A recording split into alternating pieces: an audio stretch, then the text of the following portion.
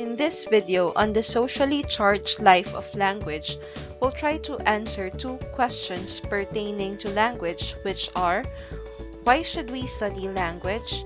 And what are the modern myths concerning languages? Why should we study language? Words do live socially charged lives. Language is not a neutral medium for communication, but rather a set of socially embedded practices. This statement was made by Bakhtin in 1981. The reverse of Bakhtin's statement is also true. Social interactions live linguistically charged lives. That is, every social interaction is mediated by language, when spoken or written, verbal or non-verbal. Why should I study language is hardly a rhetorical question. Most people never formally study language and they seem to get along fine. But do they? For example, have you ever arranged to meet someone next Tuesday only to find that your friend was planning to show up a week later than you had anticipated? Or why do you need a lawyer to translate a contract for us when the document is written in a language that all parties share? These are just some situations which proves that language is involved in a wide variety of human situations, perhaps every situation. The scientific study of language is one of the keys to understanding much of the human behavior. The study of language will not in itself solve all the world's problems. It is useful enough to make people aware that these problems of language exist and that they are widespread and complex. Besides being of intellectual interest, then, the study of language offers a special vantage point of linguistic sensitization to problems that are of concern to everyone, regardless of discipline and background.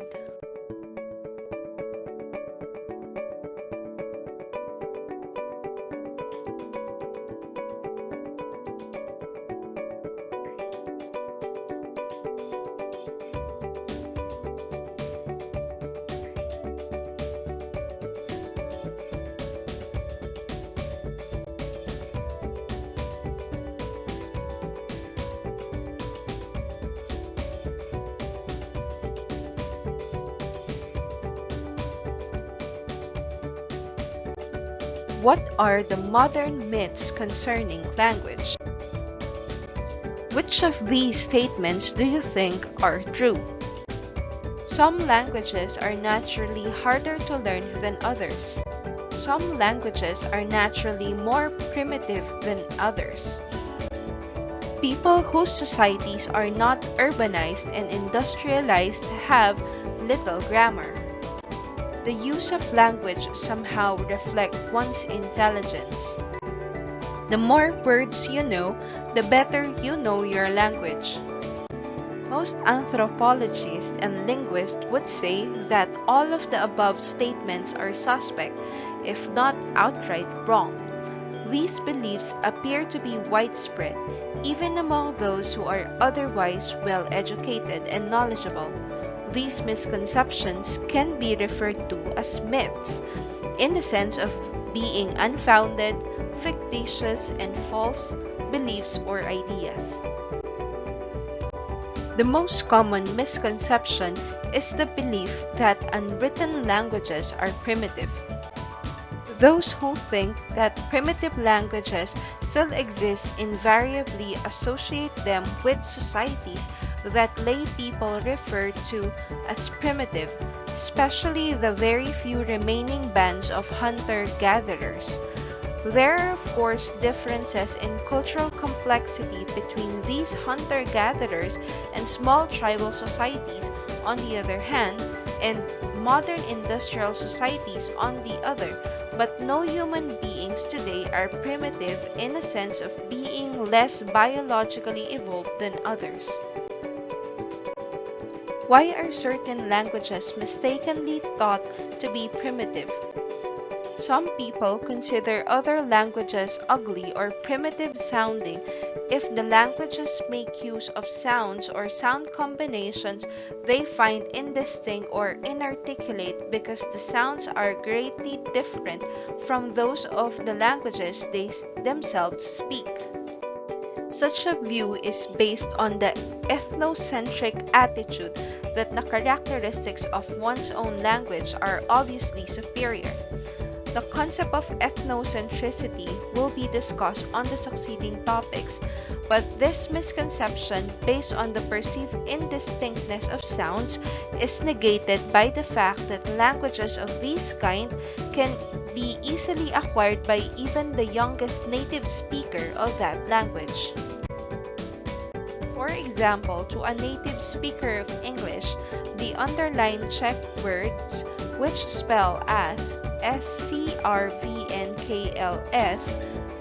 you flicked up something with your finger, looks strange and unpronounceable because of the lack of vowel in it. But for the native speaker, this is just another word. Which speech sound are used and how they are combined to form words and utterances vary from one language to the next, and speakers of no language can claim that their language has done better selecting and combining than another. Another myth has to do with grammar. Some believe that people whose societies are not urbanized and industrialized have little grammar. According to this misconception, members of simple societies use language in rather random fashion, without definite pattern. Consequently, languages with rules governing the proper use of cases, tenses, moods, and aspects, and other grammatical categories is erroneously thought to be characteristics of civilized languages only. This is definitely not true, as some languages may have less grammar than others, but the degree of grammatical complexity is not a measure of how effective a particular language is. One best example which disproves this misconception is Edward Sapir's description of morphology of Takelma, based on material collected in 1906, which takes up 238 pages. Takelma is now an extinct language spoken at one time in southwestern Oregon. Sapir's description of verb morphology fills more than 147 pages, yet not to be taken as exhaustive. Among other grammatical categories and forms marked in verbs were person, number, Among other grammatical categories and form marked in verbs were person, number, voice, conditional, locative, instrumental aspect, and active and passive participles. This just implies that Takelma grammar was anything but simple. This similar characteristics on the grammatical complexity is also present in hundreds of other so-called primitive languages. However, even though no languages spoken today may be labeled primitive, this does not mean that all languages are the same or equally influential in the modern transnational world. Delheims, 1961, claims that languages are not functionally equivalent because the role of speech varies from one society to another. Some languages are considered more successful than others not because they are structurally more advanced, but because they happen to be associated with societies in which language is the basis of literature, education, science, and commerce. In the case of Eastern United States of some Americans towards Puerto Ricans, The use of good English is associated by these white Americans with political economic prestige, but Spanish is equated with poverty, a low-class status, lower intelligence, and the like.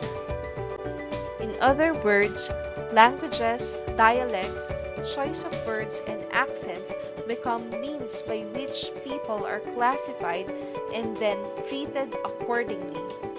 This context proves that linguistic prejudice and racial prejudice are closely interrelated. This ends our video on the socially charged life of language. Please do not forget to like and subscribe on this channel.